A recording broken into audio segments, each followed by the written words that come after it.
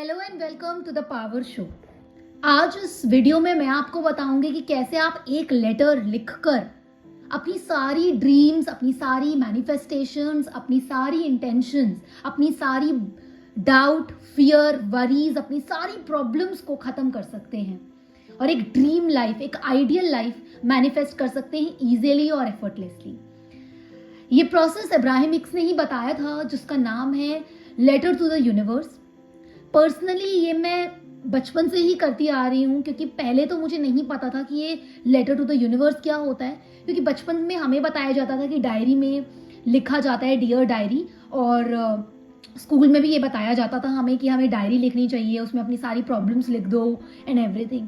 पर जब मैंने लॉ ऑफ अट्रैक्शन सही से फॉलो करना शुरू किया तो मुझे पता चला कि लॉ ऑफ अट्रैक्शन में हम अपनी प्रॉब्लम्स, वरीज, इन सब चीज़ों की बातें करते ही नहीं है। हम वो बातें करते हैं जो हमें चाहिए। तो जब मैंने लेटर ऑफ यूनिवर्स के बारे में पढ़ा तो मुझे बहुत अच्छा लगा कि ठीक है, मैं इसको ट्राई करती हूँ। और ट्रस्ट मी गाइस, जब जब मैंने इस लेटर टू द यूनिवर्स को लिखा है, मुझे बहुत ही पॉजिटिव फील होता है और मेरी सारी मैनिफेस्टेशंस बहुत जल्दी पूरी हो जाती है। तो लेटर टू द यूनिवर्स में करना क्या है? लेटर टू द यूनिवर्स में आपको एक डायरी लेनी है जिसमें आप एफर्मेशंस लिखते हैं या कुछ भी लिखते हैं। तो मैं क्या करती हूँ, मैं अपनी एक डायरी लेती हूँ जिसमें मैं एफर्मेशंस लिखती हूँ और एक फ्रेश पेज पे शुरू करती हूँ लिखना डियर यूनिवर्स।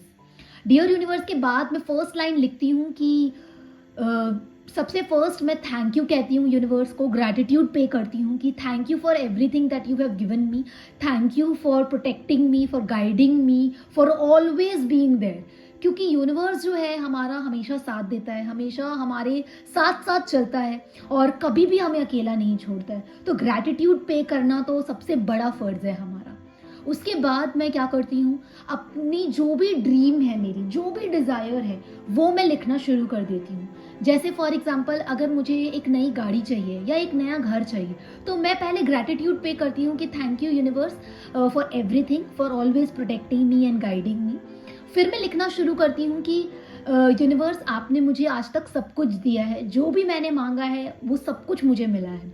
मेरे मन में एक बहुत नई डिज़ायर आई है, मैं एक गाड़ी लेना चाहती हूँ। अब इसके बाद मैं क्या करूँगी, गाड़ी के सारे फीचर्स लिख दूँगी कि मैं चाहती हूँ कि मेरी वाइट कलर की गाड़ी हो, गाड़ी का ब्रांड ऐसा हो, गाड़ी का नंबर भी अगर लिखना चाहते हैं तो आप लिख सकते हैं। अगर आप घर लेना चाहते हो तो आप घर के बारे में लिखिए कि एक मैं बड़ा घर चाहती हूँ, एक सुंदर घर चाहती हूँ, एक हंसता खिलखिलाता हुआ मेरी फैमिली जहाँ रह सके, प्यार से रह सके, मैं वैसा घर चाहती हूँ। और यूनिवर्स, सारी डिटेल लिखने के बाद आप लिख सकते हैं कि यूनिवर्स मुझे पता है कि आपको सब कुछ पता है, क्योंकि यूनिवर्स जो होता है ना, वो हमारी माँ की तरह होता है, उसे सब कुछ पता होता है पहले से ही। पर जब हम बोलते हैं तो यूनिवर्स को एक कंफर्मेशन हो जाती है कि इसे सच में ही ये चाहिए, और उसे प्योरिटी के साथ, एक भावना के साथ, एक लव के साथ आप इसे इमोशंस के साथ लिखिए। क्योंकि डॉक्टर वेन डायर भी यही कहते हैं और डॉक्टर जो डिस्पेंजा भी यही कहते हैं कि जब हम इमोशंस ऐड कर देते हैं ना अपने, तो सारी चीज़ें मैनिफेस्ट होके आना जल्दी आ जाती है।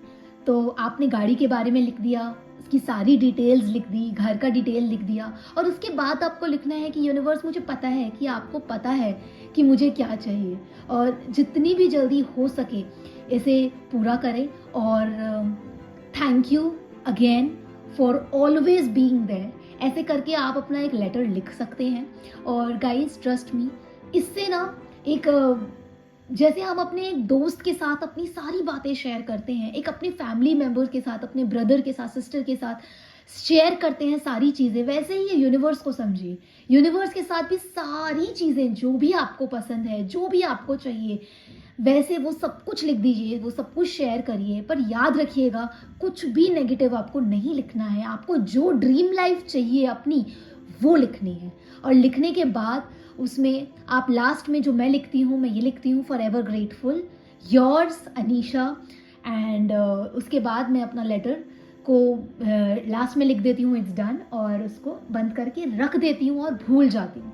देखिए, आप अपनी मम्मी से, पापा से हम कुछ भी मांगते हैं तो ऐसा तो है नहीं कि जब मांगा तभी दे दिया, वो भी अपना टाइम लेते हैं, एक डिवाइन टाइमिंग होती है। तो लेट गो कर दीजिएगा और भूल जाइएगा, क्योंकि आपने मांगा है तो मिलेगा तो ज़रूर। इसी भावना के साथ, इसी आशा के साथ आपको छोड़ना है कि मैंने मांगा है तो मुझे ज़रूर मिलेगा, और इसी को सरेंडर भी कहते हैं।